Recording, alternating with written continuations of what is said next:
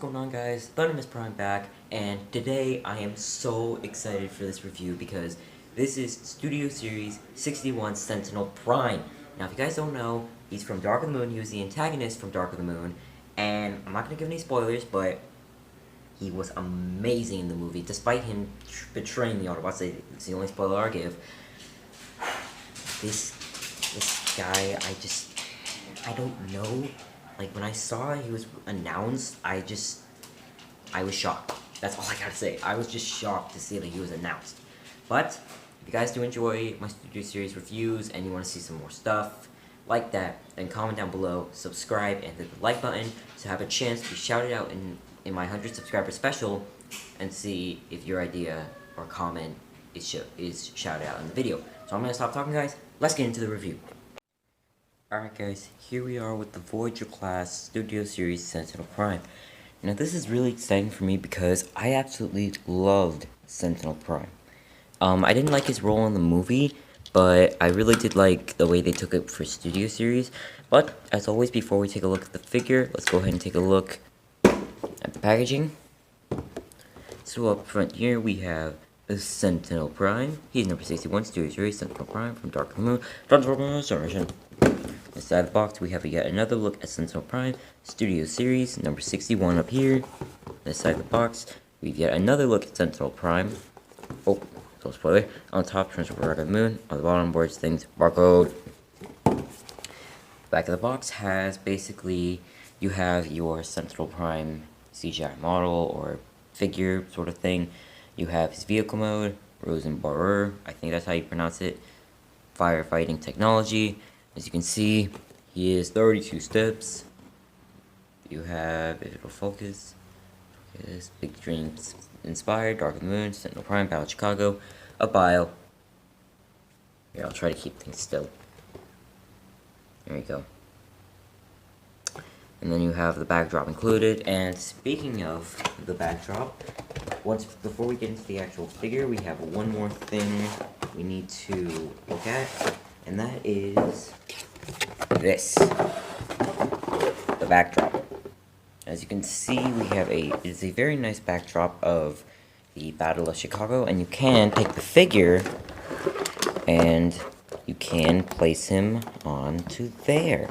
You can get him into numerous poses with his swords, or sword if you want to call it that. But yeah, you can get him into numerous dynamic poses. So that's basically it for the packaging. So, here we have the actual figure of Sentinel Prime for Studio Series. What do I think of this figure? I think it is an amazing figure. I personally think that this is a very nice Studio Series figure.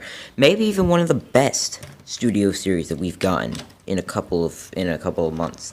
So, taking a look at the face sculpt. The face sculpt has a lot of details. It's got a lot of really, really good details on it. As you can see, you have his beard. You actually have a print of the mouth. You have his eyes. You have these sort of eyebrow thingies. And then, turning the head to the side, you can see he has that sort of helmet samurai kind of look. Slash, not really samurai. So yeah, the back, I'm going to be honest with you. I'm not much of a fan of the back, but there's nothing that could have really been done about it, but hey, it at least gives him that classic sort of cape look from Dark of the Moon. So, articulation-wise, you have a very tight ball joint at the head. He can look up that far and look down that far. Rotation at the arm. Oh, that's a spoiler. I apologize. Arm moves out. Armor piece moves down, but that's more for the transformation. You have a bicep swivel, bend at the elbow, or elbow swivel, whatever you want to call that. A very tight wrist, also more for the transformation. No waist swivel, but you do get if you bring this part back, you get an ab crunch, which it's not exactly shown for most Studio Series, but it's really nice to see that he has some ab crunch. So you have a high kick, the leg can move back that far, and you actually have a very shocking, beautiful spread. That is just ridiculous. These armor pieces can move out. These little like shoulder, I don't know, knee sort of things can move in and out, but that's, again, more for the transformation. You have a knee swivel, a bend at the knee, and some down at the toe. So overall, posability on this figure is very, very nice. I really do like the amount of posability this guy has. For size, he's actually a very good size for a Voyager class. I'm very glad that they didn't do him as a leader class, otherwise I wouldn't have picked him up. For size comparisons, here's Studio Series Leader Class Optimus Prime. You can see how they scale. They actually scale to a pretty good amount. They're pretty much the same height. Sentinel's just a bit taller though. Here he is with his target, Ironhide. The Voyager class Ironhides, you can see how they scale. As you can see, Ironhide's much shorter, which is actually accurate to the movie. And finally, here is Studio Series Voyager class Megatron. If Sentinel was in Revenge of the Fallen, this probably would have been accurate scaling. So yeah. Now, before we get to the transformation, I gotta talk to you guys about this thing. Is blades, or blade. These guys attach very simply. You just gotta plug them together, like so. And as you can tell, this is simply just a part of this is basically parts forming for the vehicle mode, but I'm not mad about it. All you gotta do to get these attached is just break them apart and then slide them into his hand, and then there you go. Or you can do it like this, but I always hated that, so. And for those of you that are asking, I'm probably not gonna get his upgrade kit, because it's also for the Chimera Bumblebee in Blackout, so I'm probably not gonna get it. But I'm probably going to get the upgrade kit for Shockwave and Jetfire, so if I do, stay tuned for that. So, transformation. Here we go. So for starters, you need to push these parts, you need to pull these parts down and push them in. Then you need to bring these parts out. Oh, and before you actually untab them, you need to bring the arms up until they are in line. So they should be pretty much matched up with this piece right here, so the top of that. Okay, now you want to bring the back up. You want to peg everything together, but before you do that, I would recommend getting the hose out of the way. So I would recommend having these parts in first, and then snapping everything else in from the back, like so. Next up, you need to come to the back, untab this part, unless it's already untabbed, click that part out, and that will give you access to rotate the waist, like so. There you go. Okay, then you need to bring these parts out, so that will allow you to, you need to bring the arms out, so it will allow you to open up his chest. And then you need to fold down the head, fold this piece up, and then this part should, and then you need to actually take this piece, bring it down, which will allow you to hold that into place. Then you can flip these in like so, and then tab them in. Same thing on the other side. Okay, and then you just need to you need to go ahead and tab these together like so. As you can see, they tab in right there. You need to turn the hands so that these pieces go right there like so. And that basically takes care of the upper part, but we need to do one more little thing, which is get this into position, fold out these pieces, and then flip this up and snap it into place, or not really snap it in, but just put it in like so. And I messed that up. I apologize, guys, but you're gonna have a lot of fiddling to do. Hold on, I'm gonna have to do this off camera. I apologize, guys. I think I just screwed up the transformation. Good lord. Alright. One of my complaints with this figure is halfway in the transformation. because you need to keep like these. You need to keep these bits like that, and then that will give you clearance to flip this part up. But the problem is that those guys don't really like to stay in there a lot. See what I mean? They never like to remain in their tabs. So I usually have to go back and change.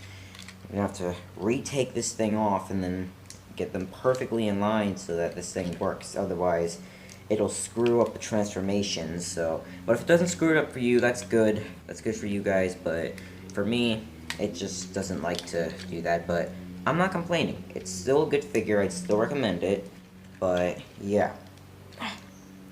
Another problem is that this cap section never likes to come undone. So usually I have to do the transformation a little bit more. I have to go back and do the transformation all over again sometimes, but I usually just kind of transform it back, but just so I can get the back out of the way, just to make things easier. Because it's really hard to get it out. There we go. I got it. Okay, just gotta flip this part, get that into place. There we go. Okay, now I can go ahead and redo everything. So, okay, get that into place. Get this.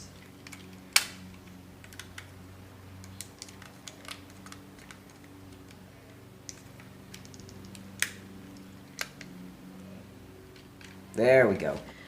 Okay, so now what you want to do is if this part's already unpegged, you want to peg it back into place, flip out the hose, and there you go. That's the front of the truck done. Let's do the legs now.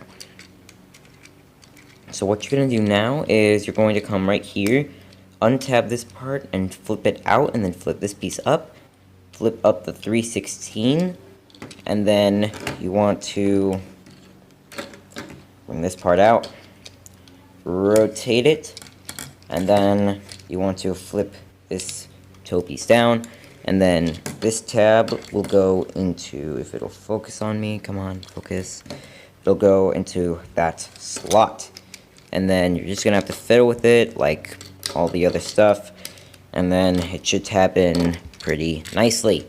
Now I'm gonna go ahead and do the same thing on the other side, and before we move on to the other leg, I just want to let you guys know, push these parts in. This part right here. So I'm going to go ahead and do the other leg off camera, and I'll see you guys when I'm done.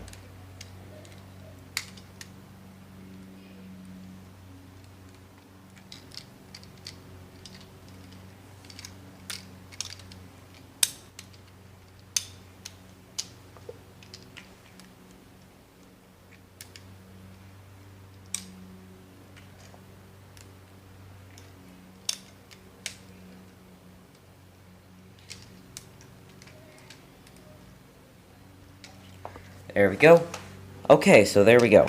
Now what you want to do is if the waist is like that, you want to make it so that the wheel is right there.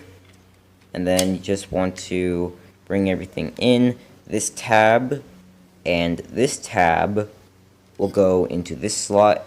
Or no, I'm sorry. These two tabs will go into these two slots.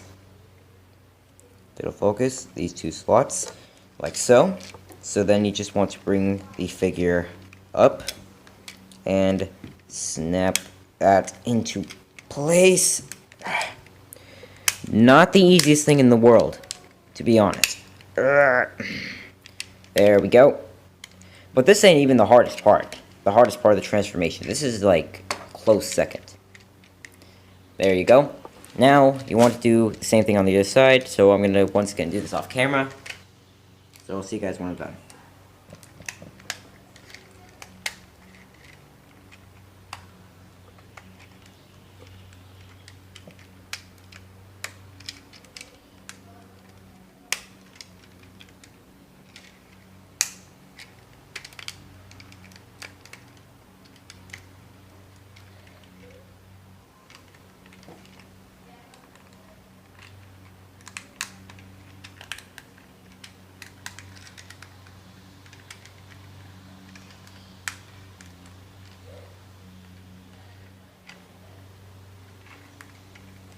There you go. So like so, and then I forgot to mention that you also want to tab in the legs, and then you just want to fiddle with this back piece until it'll stay put. That's basically the vehicle mode. However, he doesn't look complete, which is what these swords are used for. So, what you want to do is you want to take the handle, bend it 90 degrees, and then you will, for this part, which is the one with the little button sort of looking thing, it'll go on this side, and then these two tabs right here will go, let's see if I can get this to work. It'll go into that slot and that slot right there. I don't know if you can see it, but it's that slot right there. That's what it'll go into, and you'll do the same thing on the other side. So let me go ahead, and you also want to make sure that the white piece is in contact or right next to, alright, there you go, like so. So now do the same thing on the other side, bend this 90 degrees, and this one's actually a lot more easier since it doesn't have that button. So there you go. That is Sentinel Prime's fire truck mode. And I'm gonna be real, this is one of my favorite vehicle modes for Studio Series I've seen. I love the vehicle mode. The transformation gets a little hard to get into, but I love it. Like, there's so much stuff and detail in this vehicle mode that I feel like it was ripped straight from the movie. He does roll pretty nicely. Articulation-wise, you do have a hose that you can't really keep into one. You can't really keep it like this. You just have to keep it like bended like that. And then you can flip the hose if you wanted him to look like that. I don't know. I hope that there's some sort of upgrade kit where it allows you to put the pillars on his back like in the movie. That would be amazing. Size, he's very long and very tall. So, here is Studio Series leader class Optimus Prime. Here is Voyager class Ironhide. And funny thing is, even in vehicle mode, he still beats him in height. It's ridiculous. And I believe we have a challenger for Megatron, for the Voyager class Megatron's height. Do we have a new winner? Let's find out. Oh. We do. We have a new winner. Sentinel Prime's vehicle mode is the new winner for the tallest Studio Series vehicle. So yeah. Oh my goodness. Okay, guys, I'm gonna be honest. For rating, this is my first time rating. This figure gets a 9 out of 10. My only complaint is the transformation. I feel like it's a little bit too complex for most people, but it wasn't that bad overall. So, a 9 out of 10. This is such an amazing figure. I would definitely recommend that for this figure for any Dark of the Moon fans. So, yeah. This is Thunderous Prime signing off. I hope you guys have a good day. Till all are one, and see you later.